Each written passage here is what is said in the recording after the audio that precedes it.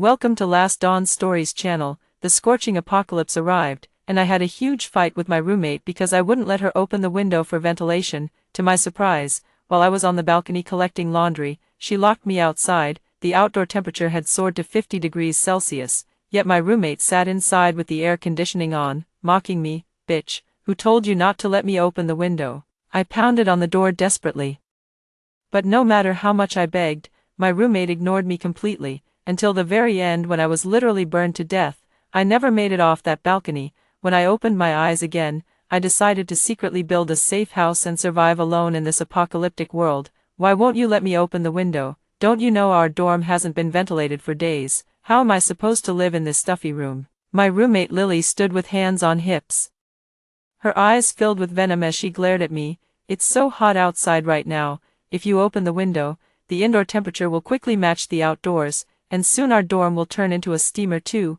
I tried my best to calm myself down and reason with my roommate. "Lily, then why isn't anyone else saying anything? Why are you the only one making a fuss all the time? If we don't open the windows for ventilation, what if bacteria build up in the dorm and make us all sick? If something happens to us, will you take responsibility, or are you saying you don't want us to live? You just want us to suffocate in this dust mite-ridden dorm. Anyway, you've already secured your postgraduate spot, so why wish death upon us? If you're so unwilling to stay in the dorm, why don't you just go die? Why don't you just go die?" This sentence completely shattered the last line of defense in my heart. Feeling disheartened, I turned to look at my other roommates. Each of them sat in their own spot, as if pretending not to hear the argument between the two of us. I'm used to these things. Ever since I told them I was accepted into the school's graduate program without an exam, their attitude towards me has done a 180-degree turn. At first, I thought I was being too sensitive, but now I'm completely sure they genuinely want me dead. 2 lines of tears slid from the corners of my eyes. Seeing this, Lily just gave a cold laugh, crying again. "What's wrong? If you really can't handle it, go complain to the advisor, can't you? It's not like you haven't before. Let's see if the advisor believes us this time, or you." I no longer had the energy to argue with Lily. The weather was getting hotter, and the clothes hung on the balcony dried as quickly as if they were left outside, completely dry in less than half an hour. The temperature change was truly abnormal. The dorm's air conditioner was set to 18 degrees Celsius all day.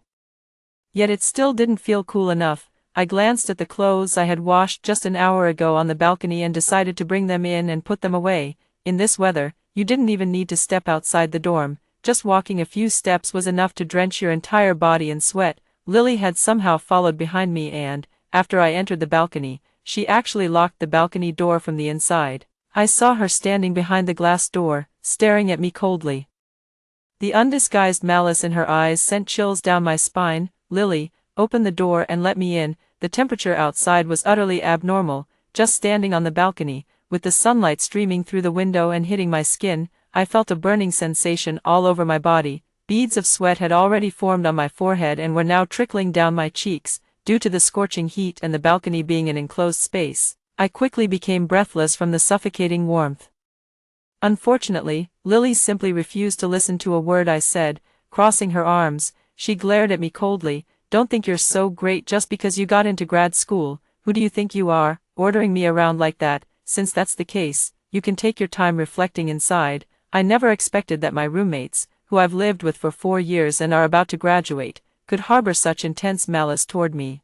I pounded on the door, trying to call out the names of the remaining roommates. "Lucy, Kathy, say something. Can you open the door for me?" Unfortunately, they all kept their heads down, playing on their phones, as if they couldn't see me. Not a single person paid me any attention. I really regret not moving out of the dorm sooner. The temperature was rising, and I turned to look out the window. The sun was intense, but there seemed to be a layer of mist on the ground, making it hard to see clearly.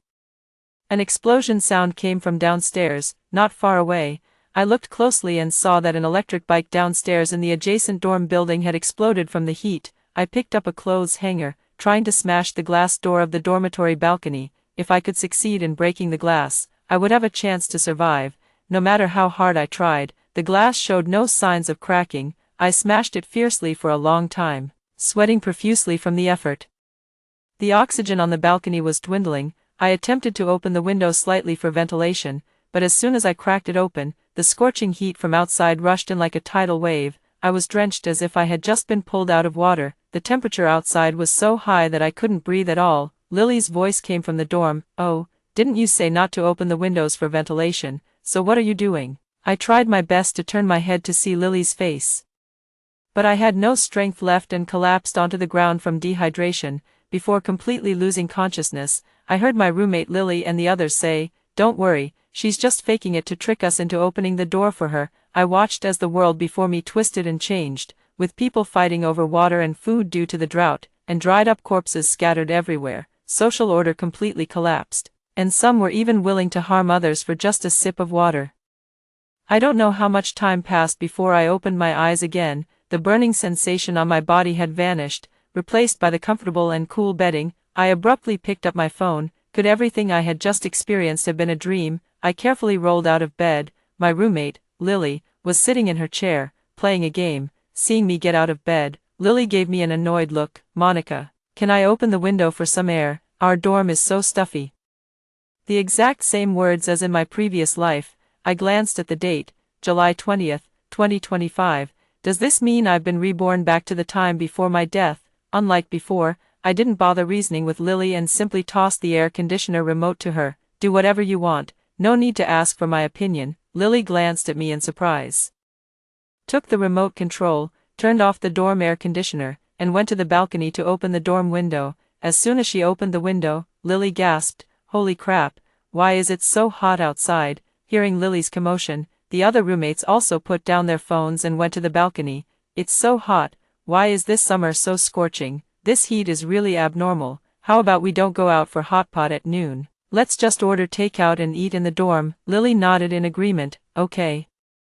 I'll call the restaurant now and cancel the reservation." I looked up at the few people standing outside the window. When did they make plans for hot pot behind my back? Perhaps they suddenly remembered something and turned sharply to look at me. Kathy awkwardly began, "Monica, you've been busy with your postgraduate recommendation these past few days, and we thought you wouldn't have time to eat, so we didn't call you." I didn't show my usual sad expression. "It's fine, I was busy anyway.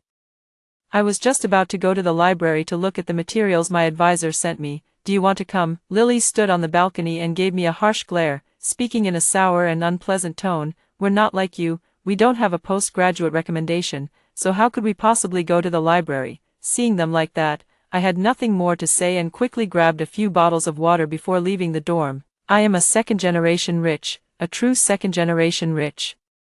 I can say that I've gotten to where I am today without relying on any family influence. Back then, to spite my family, I secretly changed my college application choices and ran off to a university in the South without their knowledge. In the end, my mom, having no other choice, secretly transferred $10 million to my card without my dad knowing. For all these years, out of spite, I had never proactively contacted them. Of course, I also stubbornly didn't touch a single cent of the money they gave me.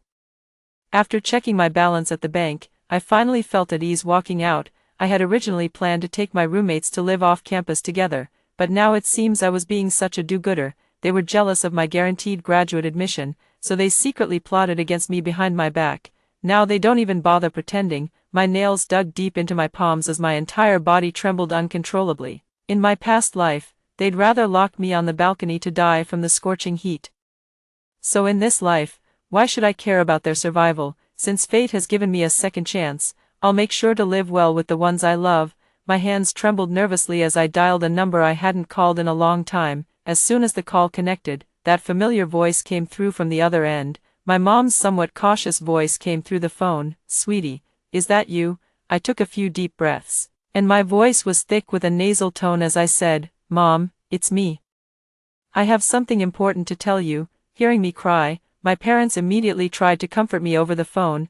I checked into a nearby hotel and said, "Mom, Dad, listen to me, the world is about to change drastically. Something major is going to happen. Hurry and reinforce our house. A scorching apocalypse is coming. In a maximum of 1 week, the temperature will skyrocket to 70 degrees Celsius, and people outdoors will instantly die from the heat. Immediately after, the entire world will enter a drought. Initially, people will barely survive at home with their stored food. In the later stages, many people who go out to find food will die from the heat on the roads. We need to prepare early for the arrival of the apocalypse." I don't know if my parents will believe me when I say this, but after I finished telling them about my previous life, both of them fell silent for a while. After a few minutes, my dad finally spoke up. "Sweetheart, Dad will hire someone right away to reinforce the house and install more air conditioners and insulation panels in the villa. What about you? When are you coming home? Mom and Dad really miss you. I'm grateful that my parents' love for me has never changed,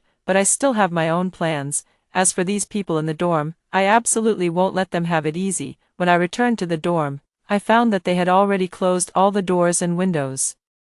A few of them were still roughhousing before I entered, but the moment they saw me come back, their faces instantly turned cold.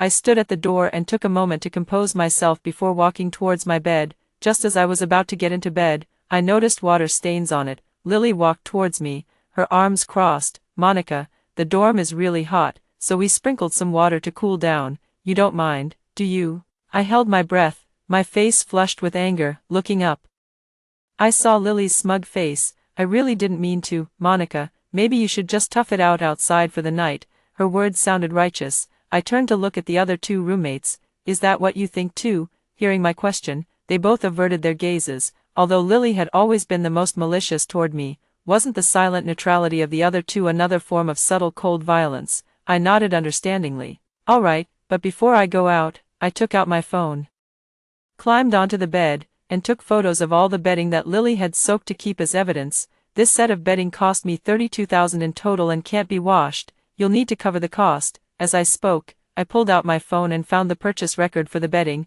"I'll charge you $3,000 for these dolls on the bed. Pay up, and I'll leave." Ignoring Lily's shocked expression, I impatiently shook my phone. "Hurry up, or I'll post your disgusting behavior in the dormitory group, the college group, and the class group for everyone to see." Lily glared at me, hands on her hips. "How do I know you're not lying? How can a college student afford such expensive things? My monthly allowance is only $1,500. Who knows if you're being kept by some old man outside?" I looked at Lily with disdain from head to toe. "I didn't tell you how wealthy my family was before because I was afraid you'd feel inferior. Little did I expect that my tolerance would only make you push your luck." After hearing my words, Lily struggled to come at me, trying to hit me. Fortunately, my father had forced me to learn Taekwondo when I was young, though I hadn't practiced in years. The basics were still there. I backhanded Lily to the ground. "So you're not going to pay? Then just you wait." I grabbed my bag and walked out of the dorm, sending the photos and videos I just took to the dorm supervisor group as I went. Seeing me about to leave, Lily scrambled up from the ground, snatched my phone, and threw it against the wall. "Why do you have it so easy? A kept woman like you doesn't deserve to be recommended for postgraduate studies." I didn't want to argue with Lily anymore, so I shook off her hand and started to walk away. Who knew Lily would grab my hair and drag me back into the room, my scalp burning from her grip? I kicked her hard and walked to the washroom with the basin. After filling the entire basin with water, I fiercely splashed it onto Lily's bed. Although the air conditioner in the dorm was on, I still felt a wave of heat wash over me. At this point, the two roommates who never spoke also started to mediate. "Monica, Lily, stop arguing, both of you. What will people from other dorms think of us? They'll just laugh at us." I pointed at Lucy and Kathy and yelled, "You two act all high and mighty, benefiting from our fight, but you're no better than us, you wicked and broke people. Just wait to die from the heat in a few days." I grabbed my bag, ignored everyone's protests, and slammed the door as I stormed out of the dorm. As I stepped out of the dorm, a wave of heat hit my face. I gasped for air, feeling the intense heat. It seemed the extreme heat apocalypse was truly upon us. School hadn't let out for summer break yet, and students were still attending classes. When the apocalypse arrived, schools and other densely populated areas would be the first to fall. At that point, people would be scrambling for supplies, and those who couldn't get them would literally die from the heat. The ugliness and goodness of human nature will both be revealed in an instant. After leaving the dorm, I took a taxi to the airport. The most pressing matter wasn't immediate revenge, but rather returning home to build a shelter for our family. My dad said that when my grandpa was young, he bought a hill in our hometown that had an air raid shelter. He said that when the whole family went to the mountains to escape the summer heat, it was more comfortable than the basement of a villa. What's more, on the mountain, I could breathe fresh air, find water, and hunt wild animals. Most importantly, that air raid shelter was generally undiscoverable by people who went up the mountain. After much deliberation, I agreed with my dad's approach. After all, my dad had lived many more years than me, and his survival skills and knowledge were definitely richer than mine. After the plane landed, I immediately met up with my parents. Seeing my parents again, my tears flowed uncontrollably. They hadn't changed in all these years. They were still the same as I remembered them. My mom cried and hugged me. "Good child, it's good that you can come home." The three of us hugged each other for a long time, and I suddenly woke up from the affection. "Mom and Dad, I know we haven't seen each other for a long time, but I'll be with you forever and ever from now on. The most important thing now is to build our own safe house for the extreme heat apocalypse." My dad smiled and pulled out a document bag from his satchel. "Dad thought about it yesterday. Building a safe house in an extreme heat apocalypse first requires focusing on 4 core aspects: thermal insulation and cooling, water supply, structural stability of the bunker, and concealed safety. First, the bunker is on the shady side of the hillside, where the sun exposure is short. Because the space created by the bunker forms a depression, the temperature will be about 3 to 5 degrees lower than on flat ground. What we need to do is divert water from the upstream of the mountain spring and the stream to near our bunker. Although Dad doesn't know how hot the extreme heat apocalypse you described will be, we should implement all necessary safeguards. Also, the air raid shelter is a semi-underground structure. I plan to cover the entrance with at least 50 centimeters of soil and bark to further block solar radiation, and to better conceal our family's air raid shelter to prevent danger. For the cooling system, I plan to set up an underground air duct with a sealed opening at the top. We'll also need to store a large amount of ice, install solar photovoltaic panels on the roof, and use a semiconductor refrigerator to store food. I don't understand these things, but I trust my dad. Then I'll leave the air raid shelter renovation to you. Dad, Mom and I will be responsible for purchasing supplies." My dad nodded in agreement. I took my mom's hand and went to the largest wholesale market in our city. In my previous life, I died too early and didn't know when the extreme heat apocalypse began or when it ended, so we decided to store at least 3 years' worth. An ordinary person's apocalypse hoarding list must include water, staple foods, meat, eggs, dairy, vegetables, fruits, high-calorie sugary foods, and most importantly, nutritional supplements, because of the safeguards my dad put in place. My mom and I also planned to raise some chickens and fish. After buying the ingredients, we immediately went to purchase daily necessities: toothpaste, toothbrushes, facial cleanser, skincare products, sanitary wipes, disinfecting wipes, baby wipes, and wet toilet paper. We bought as much as we could find. After clearing out several supermarkets, I had the staff deliver all the items to our villa at the foot of the mountain. Many passers-by turned to look at the grand feat my mother and I were accomplishing. To avoid causing panic, I had to lie and claim that all these supplies were charitable donations for remote areas. To make others believe my story, I even printed a banner stating that the supplies were donations for remote regions. After purchasing all the essential items, I felt my mental state had improved somewhat, but halfway through the drive, my mother suddenly slammed on the brakes. "What's wrong, Mom? Did you buy the medicine? We should go buy some more seeds. If it really comes to a point where there are no vegetables to eat, it's not impossible for us to grow some ourselves." I looked at my mom's hands, which had never done any manual labor, and asked, "Can you farm then?" My mom shook her head, then patted my shoulder earnestly. "Even though I can't farm, your dad learns quickly. He can." I nodded in satisfaction and went with my mom to buy supplies separately. The weather was getting hotter, so after getting out of the car, I headed straight to the pharmacy. I bought almost all the medicines I could see on the counter. The salesperson looked at me with some suspicion, but I still used my usual excuse, because I needed to donate supplies to impoverished mountain areas. I didn't have time to order medicine, so I had to buy some here to make up the numbers. The boss half-heartedly packed the medicine for me. After stepping outside, I felt sweat pouring off me as if it were worthless. It suddenly occurred to me that I should go buy some glucose solution and electrolyte water. Getting heatstroke in this weather is one thing, but if you really get heatstroke, the mortality rate is very high. With that, I called the largest food processing plant in our city. It was a factory area, and I walked from one workshop to another, moving hundreds of boxes of things home. After a busy day, I finally felt hungry. I hurried to the mall and enjoyed a delicious hot pot meal. Even with the air conditioning on, the mall was still uncomfortably hot, making people uneasy. Many shoppers noticed the unusual weather and started talking about stocking up on supplies to stay home. Seeing them reminded me of those I had forgotten in the dorm. I opened my phone and scrolled through the messages in the group chat. Ever since I exposed what Lily and the others did to me, The group chat has been buzzing. Many people started attacking Lily's appearance, saying she looked like someone who would bully others in high school.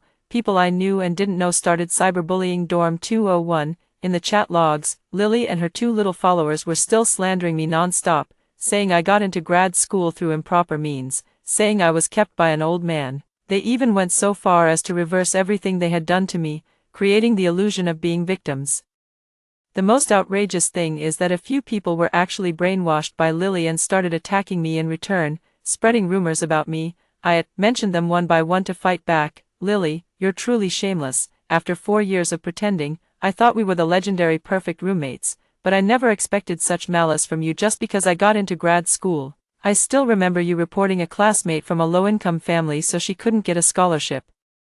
Reporting the class monitor so she couldn't join the party, reporting illegal appliances in the next dorm, not only bribing the exam proctor during finals, but also deliberately reporting other students for cheating on the college entrance exam. After I thoroughly cursed her out, I posted the recording of Lily and me arguing in the dorm that night, whether it was intentional or not. I believe everyone has their own judgment. I wanted to continue speaking in the group. But then I realized I had been kicked out of the dorm manager's group. I curled my lips and posted the same thing on the campus confession wall. Finally, I added one last sentence. With the recent hot weather, everyone should stock up on more food and water to avoid encountering such backstabbing roommates, or you might not even have a bed to sleep in. Having said all this, I think I've been more than fair. With that, I turned off my phone and focused on enjoying the hot pot. After all, in just a few days, it won't be possible to eat such a steaming hot pot in peace anymore. After eating and drinking my fill, I drove home. As soon as I entered the villa complex, I saw delivery trucks driving in one after another. I quickly stepped on the gas and drove in. Dad, isn't our family's setup a bit too grand? What if people outside find out? What if someone comes to steal our supplies then? My dad patted me on the back and handed me an ice cream. It's fine. The workers Dad found are all from out of province, very far from here, and I've already told the property owners here that the weather is abnormal recently, so they should stock up on more supplies. The people who can live here are not ordinary. After I spoke, they already understood. Who knows, maybe their supplies were already prepared months ago. With my dad's assurance, I felt much more at ease. After the supplies were delivered to the villa area, my parents and I each drove a car to transport them to the air raid shelter on the back mountain. After all, it doesn't matter if the villa is discovered, but our air raid shelter must be absolutely foolproof. After circling the mountain road countless times, we finally arrived at our family's air raid shelter. Before coming, I thought it was just a small cave, but I didn't expect this air raid shelter to be so deep and high. Even the 3 cars we drove could be parked inside safely and securely. As soon as I stepped in, the natural coolness enveloped me. Even without air conditioning, it was still very comfortable. I couldn't help but exclaim, no wonder they say our ancestors were wise. The person who built this air raid shelter must be a genius. My dad patted my shoulder with a smile. Come on, I'll take you to see our family's secret room. My dad walked ahead, and I followed closely behind him. There was even a dedicated ice-making room in the air raid shelter.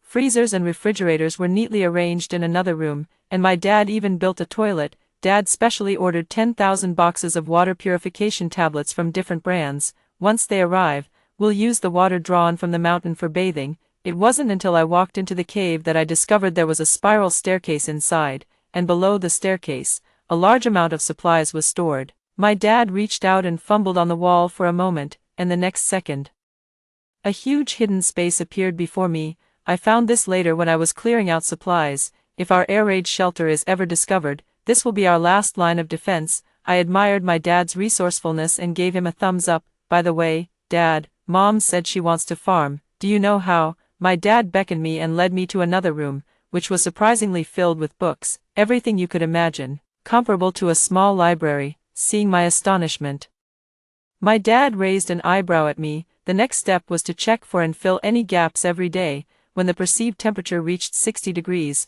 our family of 3 completely moved into the bomb shelter. My dad lowered the pre-installed automatic steel door, and the entire world fell silent, worried that my mom and I wouldn't get enough sunlight for extended periods. My dad even dug a small tunnel so we could peek outside whenever we wanted. When everything quieted down, I finally had time to check the messages on my phone. I hadn't realized it before, but upon checking, I found that many calls had been made to me. I didn't call back, to be honest, this school counselor isn't a kind person either. Back when the dorm was too noisy, I had privately reported it to the counselor several times, but the moment I left the office, the counselor would call the dorm members in to scold them. This only made our dormitory even more discordant, this time. I suppose it's because the incident in our dormitory has blown up too much, but if they hadn't pushed me again and again, I wouldn't have torn off the last mask of pretense. Lily also called me many times, but I didn't answer any of them. What's more, some marketing accounts discovered the post I made on the expression wall and reposted it on major social media platforms without my permission. Lily and the others quickly went viral across the internet. I lay in the air-conditioned room, reading the comments from netizens one by one. TikTok was filled with condemnations of Lily. I don't know how long I had been watching, but when I woke up again, the world had changed. The temperature had started rising rapidly since noon today, especially in the southern city where my university is located. Many people were the first to sense something was wrong and drove out of the city. However, many didn't even make it out of the city before their tires burst from the heat on the road. The continuous explosions on the streets plunged the entire world into panic. As for the northern city where I lived, although the temperatures weren't as extreme, they still shattered the highest records in nearly a century. I opened my social media app, and everyone was complaining about the heat. In some neighborhoods, outdoor air conditioning units exploded from the heat, leading to power outages. Residents protested loudly at the community entrance, but eventually, they all collapsed from the heat on the street. I quickly showed my parents on my phone, but they had clearly discovered these things earlier than I had. My dad looked at me with a somewhat serious expression. "Monica, how did you know about these things in advance?" "So, everything you told us before." "Did you really experience it yourself?" Tears streamed uncontrollably from my eyes, and I nodded towards my parents. Before the apocalypse even began, my roommate left me to die of heatstroke on the dorm balcony. My dad slammed his hand on the table. "That's murder." My mother hugged me with heartache. "Thank goodness, heaven has given our Monica a second chance at life." 1 week before the extreme heat apocalypse began, some areas experienced power outages but still had running water. A portion of the population, aware of the abnormal weather conditions, rushed to supermarkets to stockpile supplies in large quantities. However, with limited resources and too many people, many had already resorted to violent clashes over supplies, leaving bloodstains everywhere on the streets. The apocalypse had only just begun, yet social order had already descended into chaos. I clicked on the class group chat again. This time, everyone was no longer discussing the latest school gossip. Students from both the male and female dorms were exchanging supplies. "Teacher, when will the school's electricity be fixed?" "Teacher, we're really going to die from the heat." Many angry students in the group chat started cursing the counselor, but the counselor never showed up or said a word from beginning to end, until a male classmate posted about the current state of the school's faculty office building. The students finally realized that the school had prioritized repairing the electrical circuits in the office building first. Later, because people died from the heat, no workers continued to take on the repairs. Meanwhile, the teachers enjoyed the comfort of air conditioning from start to finish. The students were furious and spontaneously organized a protest. They covered their heads with storage boxes, crowded into the teaching building with umbrellas, and some more extreme students even pushed school administrators out of the building, leaving them to die in the scorching heat. Reading about these things makes me suffocate, because I know all too well what it feels like to die from heat. My phone suddenly pinged with a notification. When I opened it, I saw Kathy had tagged me in the dorm group chat. "Monica, where are you right now? We can't find you anywhere on campus. Are you okay?" I quickly sat up and took a photo, sending it to the dorm group chat. In the photo, I was holding an iced coffee with cubes and a popsicle, dressed lightly and comfortably. "Doing great. The AC at home is set so cold I even need a blanket." The group chat became lively again after a long silence, and Lucy joined the conversation. "Monica, we haven't really harmed you these past few years. Could you tell us where you are so we can come find you?" After much deliberation, I told them, "I'm currently in my hometown in the Northeast, in a 5-story villa complex. Come find me if you can, that is, if you can make it to the Northeast alive." During dinner, I took a photo of the barbecue and posted it in the class group chat. The group instantly became lively. I told those in the class group, for the classmates who firmly stood by my side and supported me before, "I've prepared gifts for you at school. If you think you've never spoken ill of me behind my back, message me privately." Everyone can also report each other. I tossed my phone aside after saying that, after all, I'd witnessed more than one backstabbing dog-eat-dog drama during my college years. I could naturally tell who genuinely cared for me and who was two-faced. With that, I found Ella's WeChat in the class group and sent her a friend request. Ella is the financially disadvantaged student in our class, honest and unassuming. Even when Lily snatched away her opportunities several times, she never got angry, instead quietly going out to work part-time. When I studied in the library, I often sat with her. I remember one time when my period suddenly arrived and I was at a loss. It was she who lent me a sanitary pad. Her side quickly approved the friend request. I told her to find a quiet place, then immediately made a video call to her. The call connected quickly, and I saw that familiar face on the screen. I softly told her, "Ella, I've rented an apartment for you at Unit 3, Room 912 in the garden community across from the school.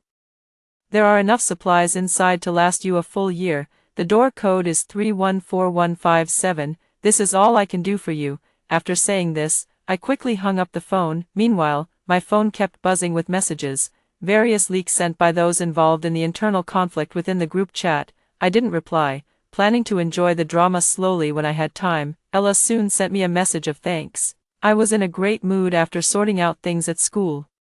Until my parents discovered that our villa had been occupied by outsiders. Before we moved out of the villa, we had already installed hidden cameras throughout the house, including near the bomb shelter, and set up all the traps and surveillance. My dad wasn't worried about these people coming after us, but my mom was completely panicked. She barely ate a few bites of food, which really broke my dad's heart. It was also because my dad asked us to take turns on duty every day, watching the monitors closely, and firmly preventing anyone from approaching. Life went on. Day by day, the temperature outside had risen to a terrifying degree. In 90-degree weather, trees quickly withered, and even the continuously flowing spring water had stopped. The current situation is indeed not very optimistic for us. My dad looked at my mom and me seriously. From today onwards, we can't waste water too much. If you really want to take a shower, you can wipe yourself with wet wipes.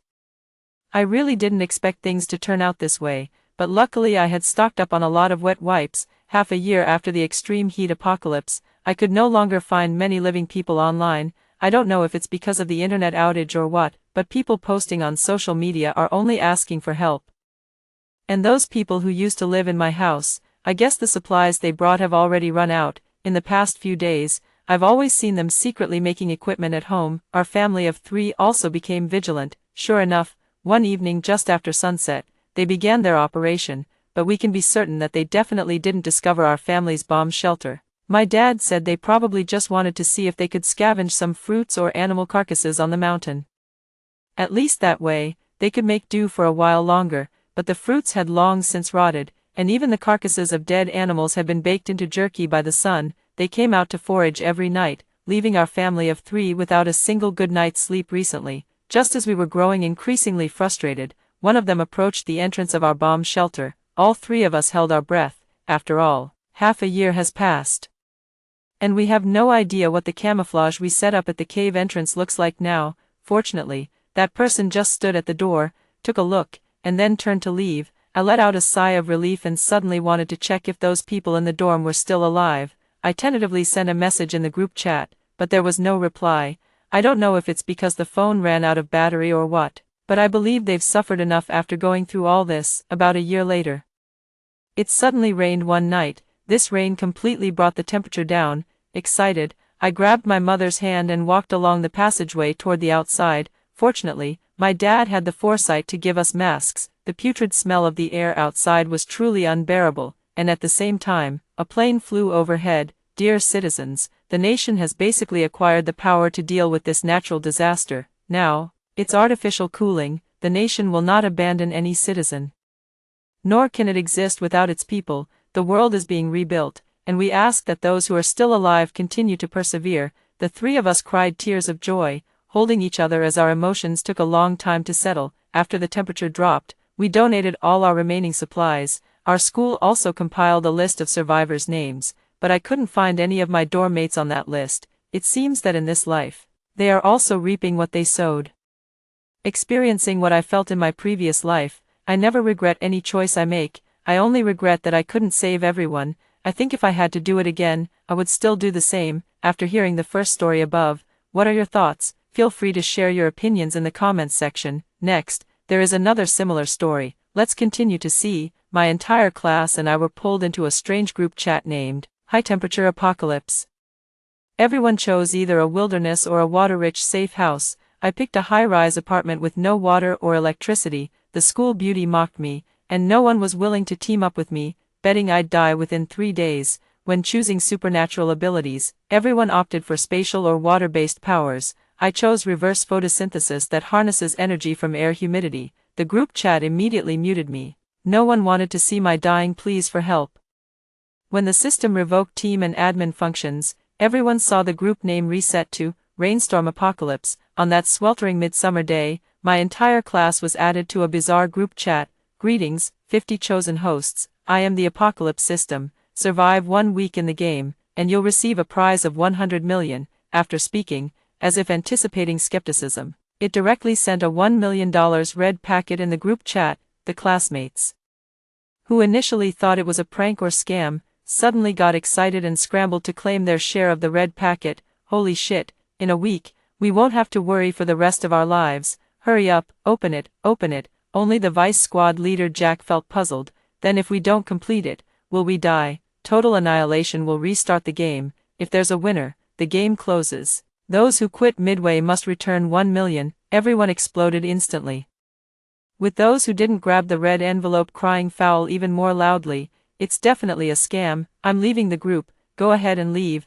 That'll prove whether they're really going to return the 1 million. Yet half a day passed and the number of members still hadn't decreased. Everyone was successfully trapped. The group owner didn't pursue the matter further and instead presented an option. Choose a safe house. 1. A 20th floor apartment in a downtown area of a first-tier city, with no water or electricity. 2. A rural cottage where you can farm. 3. Uninhabited island, abundant food. 4. Urban air raid shelter, sturdy doors and relatively low temperature. 5. Food factory, rich in resource reserves. Class monitor, choose the food factory to oversee the resources. After all, you usually enjoy meddling in others' affairs. Yeah, class president. Then we might mercifully let you join our group. In the end, no one chose option 1 except me. The school beauty Rachel let out a few exaggerated gasps. Class president, have you lost your mind? In a high-temperature apocalypse, a high-rise without water or electricity, you'd probably be dried into jerky by the 3rd day. Did you just choose it to appear trendy living in the city, without considering practicality? And you're the class monitor too? How foolish. The school beauty was usually the center of attention, and with her remark, several boys joined in mocking me. Even some classmates who had initially chosen option 1 switched to other options. 5 minutes passed, the voting closed, and the group admin spoke again. Every host is a temporary administrator. If the options are the same, you can choose teammates, and teammates are automatically assigned to the same safe house by default. Rachel got excited immediately. Who else chose the island like me? We can throw a party there. As soon as she said this, more than 10 guys applied to team up with her.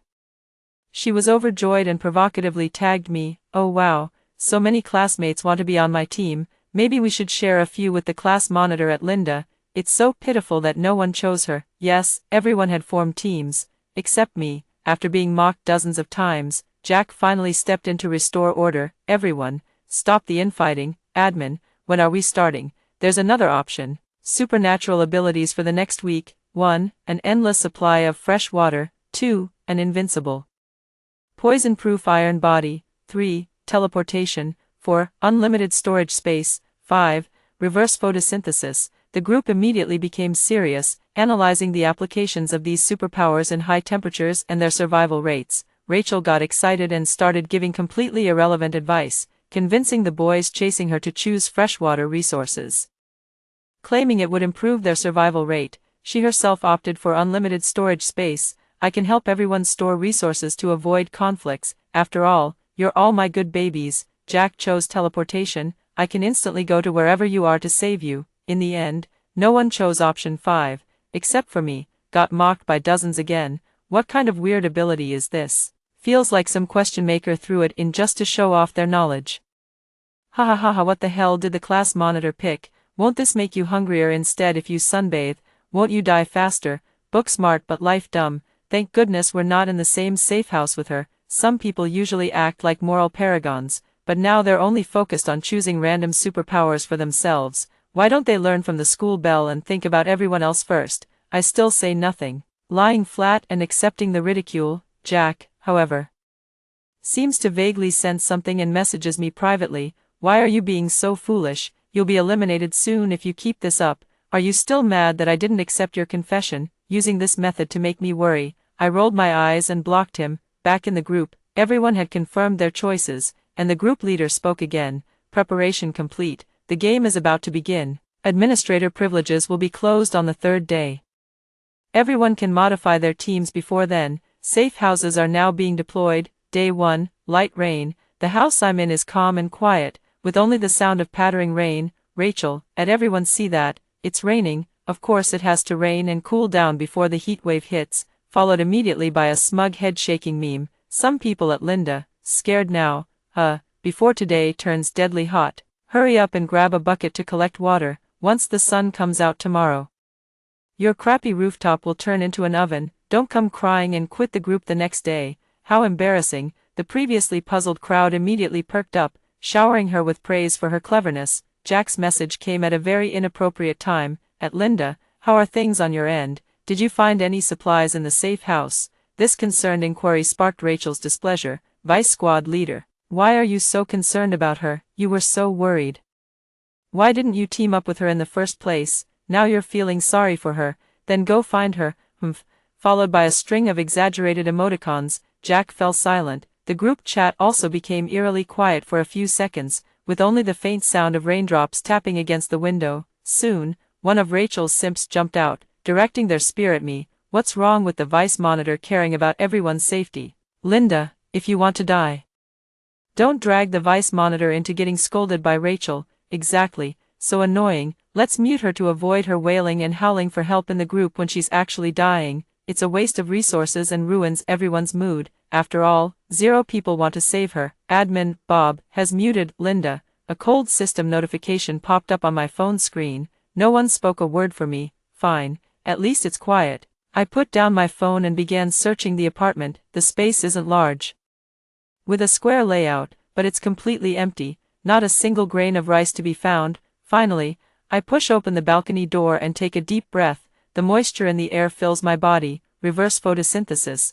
As long as there are water molecules, I can replenish my energy. This time, I won't be troubled by any resource shortages. I feel refreshed, and the slight hunger has vanished. I sealed all the windows except the balcony to ensure the house wouldn't get damp later, then turned on my phone. Messages in the class group were still flooding in. Haha, the heavens are sending water. The fields were just plowed, perfect for sowing. In 10 days, I'll grow a whole vegetable garden. Brothers, we've got quite a haul. Just hit the sea and already caught some big fish. Let's have a grilled fish party tonight.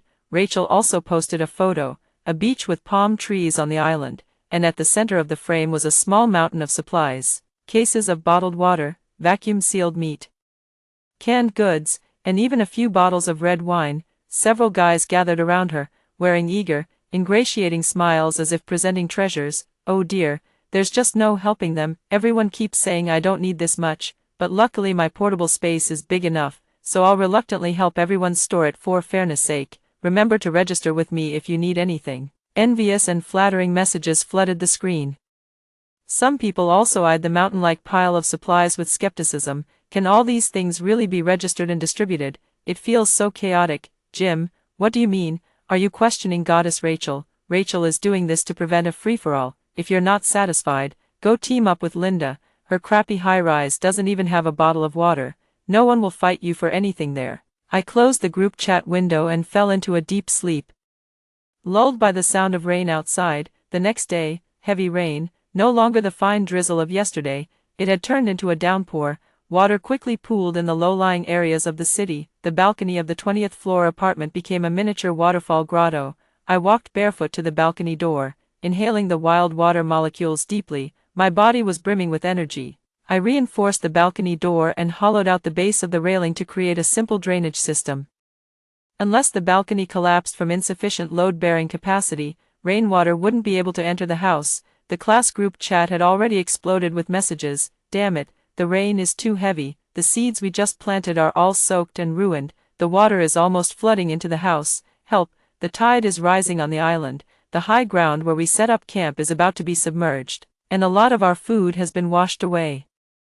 My damn superpower is still generating water, completely useless now. At Rachel, didn't you say this superpower would save us? What do we do now? Under the impact of their losses, many people turned their spears toward Rachel, who was still the center of admiration just yesterday. Rachel protested in grievance. Blame me. Was it me who held a knife to your throats and forced you to choose freshwater resources? You all eagerly fought to show me your choices, and now you're blaming me.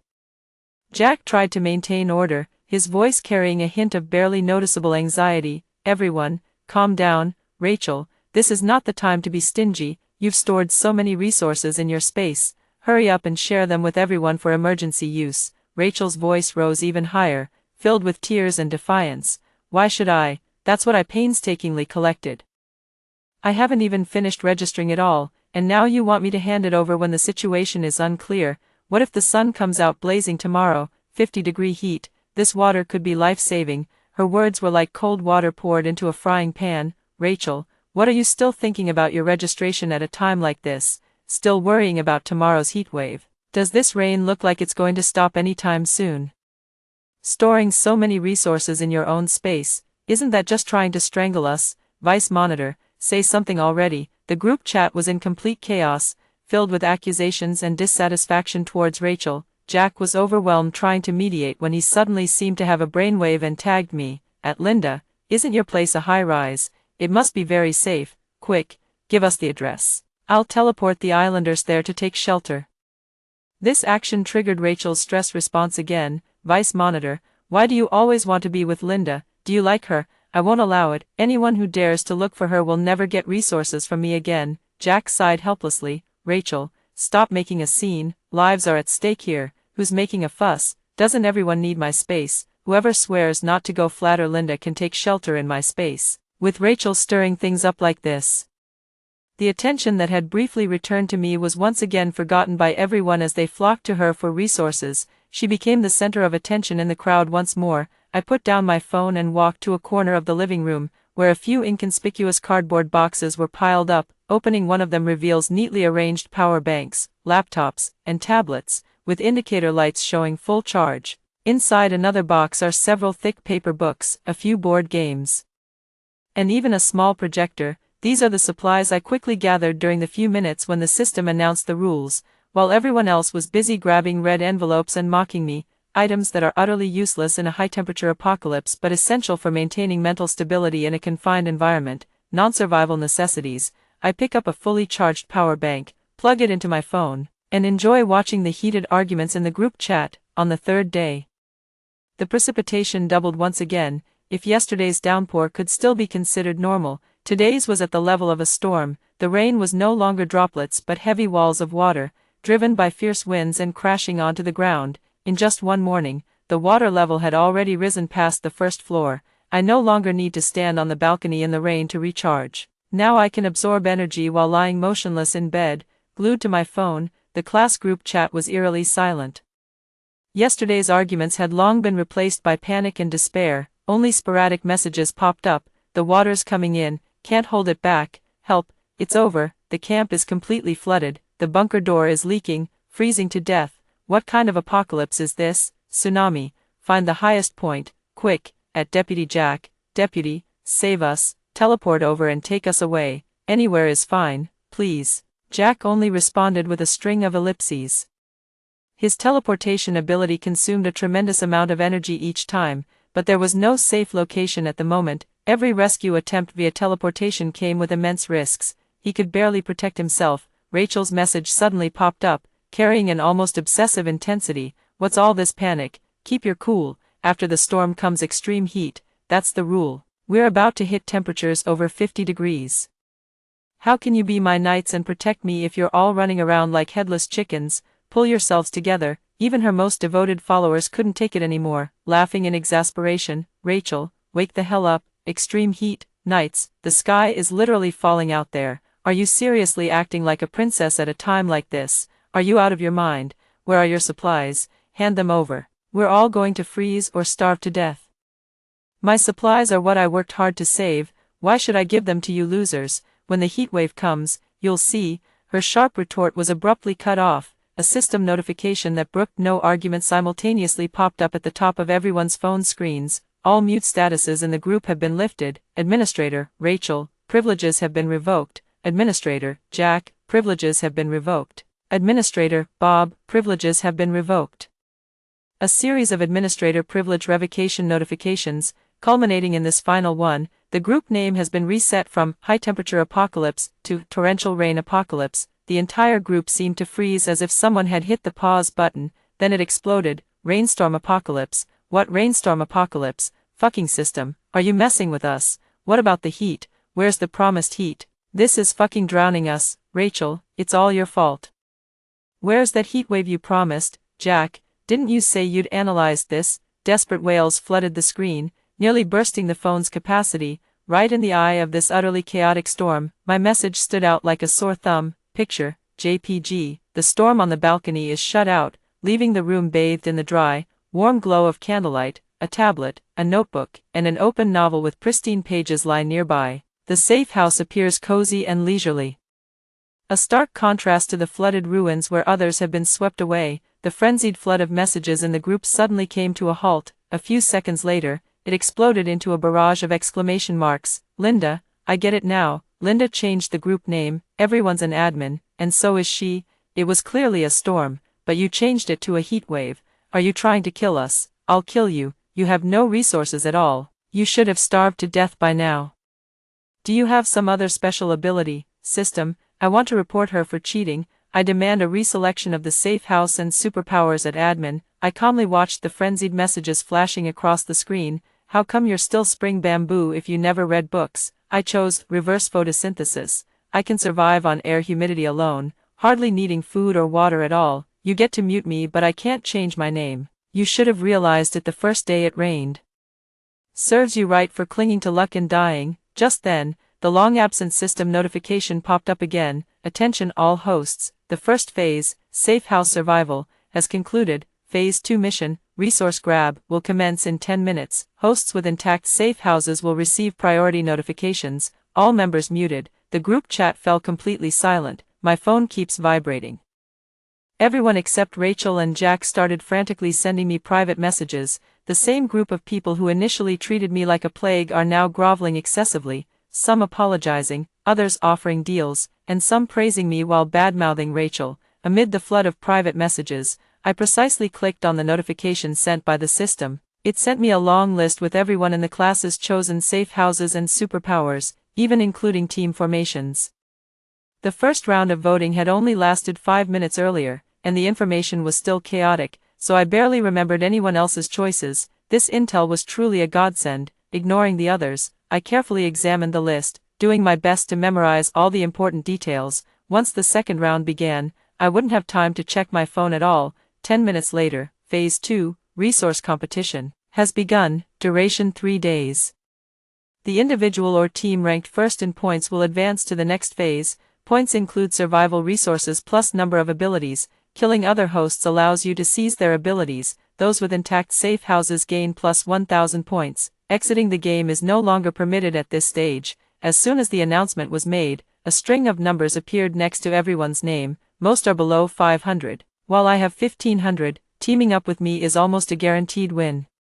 And you don't even have to worry about dangers in the safe house. The group chat's mute was lifted, and the remaining survivors went into chaos, frantically tagging me. Linda's safe house is intact. She added 1,000 points. At Linda sis, save me, take me in your team. My ability is strength enhancement. I'll protect you. All the loot goes to you. Big shot Linda. Please take me in. I know I was wrong. I shouldn't have joined in mocking you before. I'll teleport over to protect you. Tell me your location, Linda. We're classmates. You can't just leave me to die. Let's team up. Those avatars that once looked down and mocked now wore the most humble masks. They need to form a team and share the coordinates of my safe house to be teleported here by the system. My finger hovered over the input box, but in the end, I only typed a few words. No team, straightforward and leaving no room for negotiation. After a brief silence, the flattery turned into even more frenzied curses. Linda, you fucking heartless bitch, are you even human, you whore? I hope you die a horrible death. Just wait, when we find you, we'll tear you to pieces, selfish slut. no wonder nobody wants you. On the fourth day, the precipitation doubled again, and the floodwaters rose past the third floor. The class group chat was no longer flooded with messages but had turned into a crimson obituary board. Tom has left the group chat. Sarah has left the group chat. Bob has left the group chat. Survivors, 2550, half of them are dead. Maybe they drowned, or maybe they were killed by their companions for superpowers. Who knows? A request abruptly popped up. Jack requested to add you as a friend. I clicked accept. Almost instantly, his messages flooded in, carrying a tone of deep, emotional urgency. Linda, you're finally willing to talk to me. I knew you still cared about me deep down. It was Rachel who kept stirring up trouble and turning everyone against you. I've been secretly speaking up for you all along. Linda, we're trapped in this cave, and I don't have the strength to teleport anymore. Only where you are is safe. Please tell me your location so I can come to you. I swear I'll protect you with my life. If you just save me this once, we can be together. I've actually always liked you. I just didn't dare admit it before because of the pressure from Rachel and the others. Linda, give us a chance, okay? Every word bleeds sorrow. Every line brims with deep emotion. In my past life, he did the same, using tender gazes and, no other choice, excuses to deceive me, only to turn around and betray me in the end. My finger hovered over the screen for a moment before I replied, you like me, really, Linda? I swear to heaven. So, what about your teammates? I typed slowly. The team was bound long ago. Unless all your teammates are dead, you can't form a new team, right? There was silence on the other end for a few seconds. I feigned regret. Maybe let's just forget it. Good luck surviving the next 3 days. The typing notification at the top of the screen flickered intermittently. Finally, he gave the answer. Linda, if I don't have any teammates left, will you team up with me? I stared at the screen with cold eyes. Within minutes, several death notifications refreshed in the group chat. All of Jack's teammates are dead. He couldn't wait to send a team invitation. I succeeded. They're dead. Come on, Linda. Playing hard to get just to be alone with me, you really? I immediately screenshotted our conversation and posted it in the group chat. The people in the group were busy trying to escape for their lives and didn't have much energy to spare for those who had already died, but since many had probably set my messages to special notifications, they exploded the moment they saw it. I never thought the vice monitor was this kind of person, to lick Linda's boots. He'd even sacrifice his own brothers, and he always acted so fair and just. What a real eye-opener. Harry, Lisa, Leo, did you see that? Your good brother got several other good brothers killed. Jack, I swear I'll haunt you even as a ghost. Kill him. Whoever sees Jack, kill him for me. Take his special ability. Leave no part of his body intact. Jack's carefully cultivated image over the years. The good class leader. The reliable brother. The gentle and dependable persona completely collapsed. He kept sending me private messages frantically, one after another. Linda, how could you send that out? I did it for you.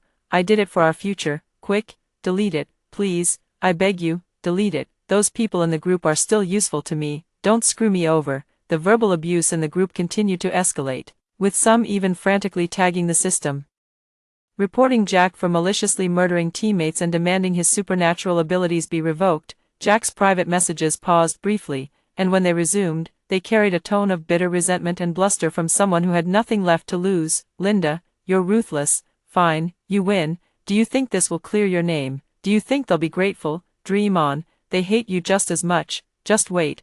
Once they recover, you'll be the next to die. I immediately closed the private chat window with him and blocked him. Day 5. The flood has already swallowed most of the low-rise buildings. The rain has lightened but continues relentlessly, drumming against the apartment windows with a dull thud. The class group chat lies lifeless. The survivor count now reading 1750. Curses and pleas have vanished, leaving only the occasional distress coordinates that pop up, soon buried under fresh death notices. In this suffocating silence, an unexpected profile picture spoke up in the group chat. Rachel, at everyone. I was too willful before, couldn't see the situation clearly, and ended up making things so difficult for everyone. Every word carried a tone of cautiousness, a stark contrast to her former, group darling, image when she was the center of attention. She posted a photo showing the island completely submerged, standing alone on a small hill with no help in sight, surrounded by a pile of scattered supplies. Her tone was humble to the point of being self-deprecating. My teammates are all gone. Please, for the sake of being classmates, is anyone willing to team up with me? I'll give all the resources in my storage space, I just beg for a chance to team up. She recited a string of coordinate numbers. This is my location.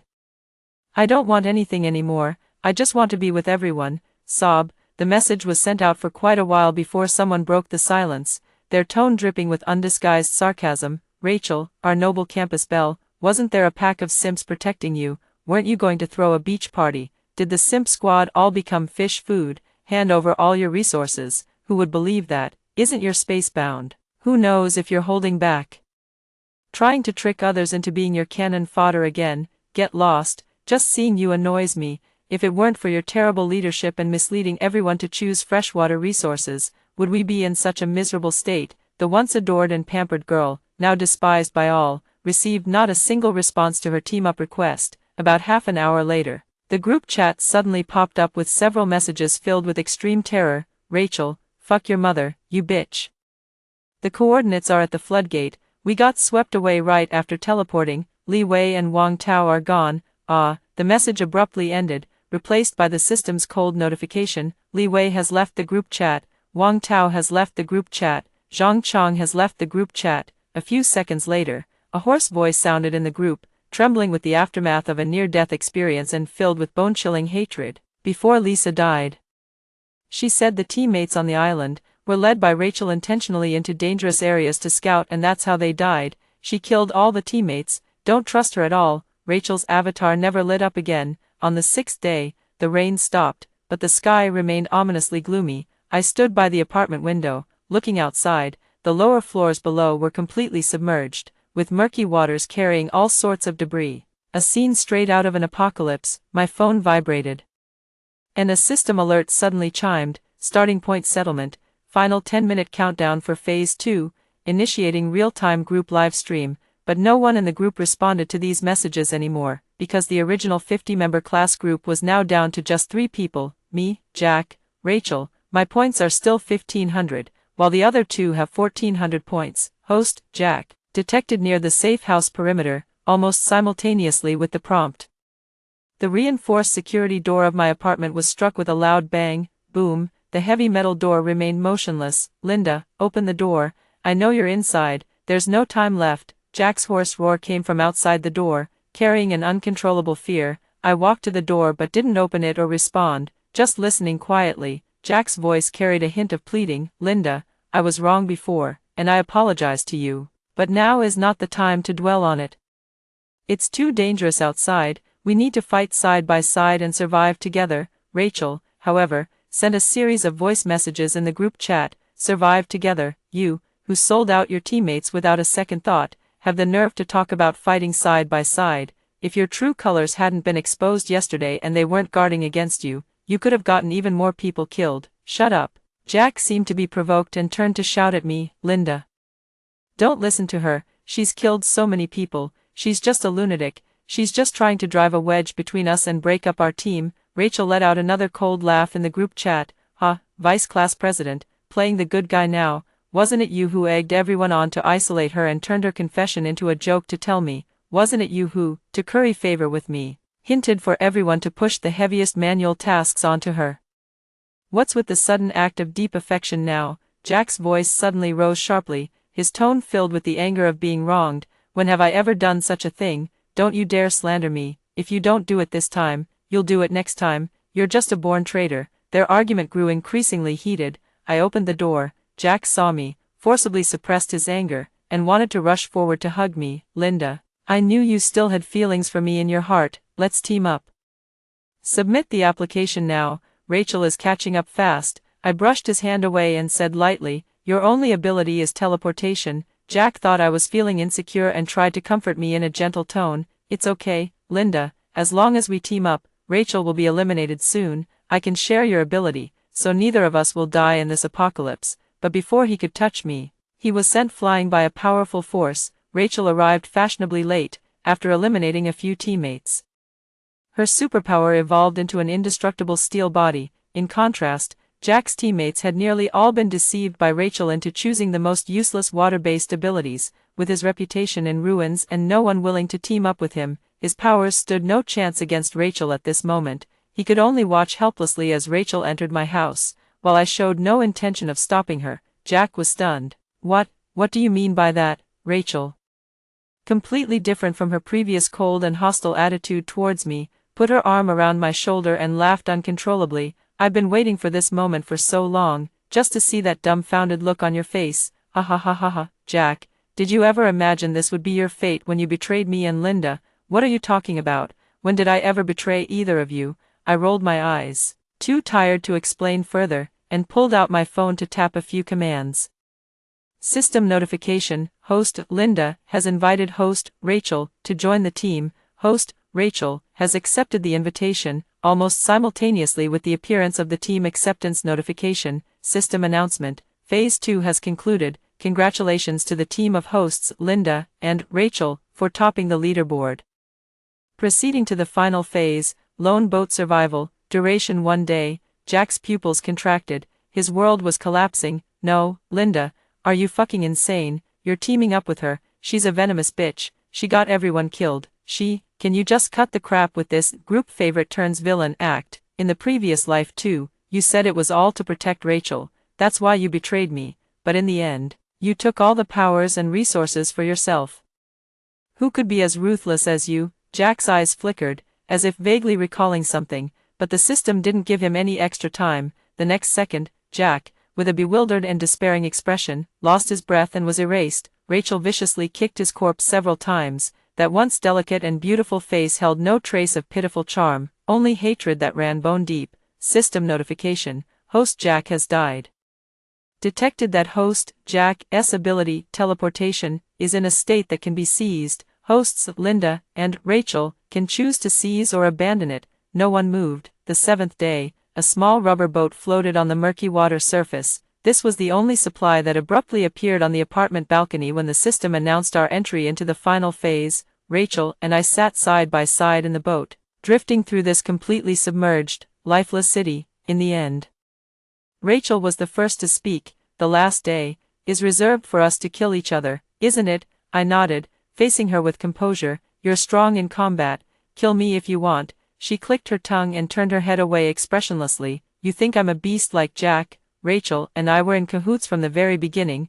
We came back through rebirth. In our previous life, when everyone already knew about the apocalyptic rainstorm, Jack chose reverse photosynthesis. As for me, to help our classmates, I picked a food factory as the safe house and chose a portable space as my superpower.